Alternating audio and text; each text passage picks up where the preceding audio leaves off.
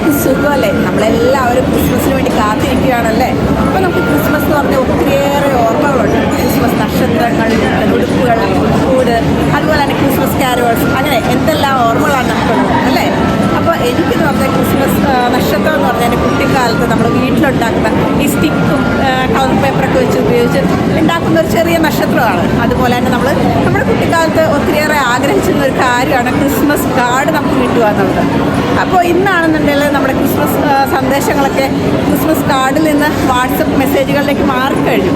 അപ്പോൾ ഇത്തവണത്തെ ക്രിസ്മസിന് ഞങ്ങൾ നമ്മുടെ നാട്ടിലുള്ള പ്രിയപ്പെട്ടവർക്ക് നമ്മുടെ ക്രിസ്മസ് വിഷ് ഒരു ക്രിസ്മസ് കാർഡിലൂടെ അറിയിക്കാൻ പോവുകയാണ്. അപ്പോൾ നമുക്ക് കടയിലേക്ക് പോകാം.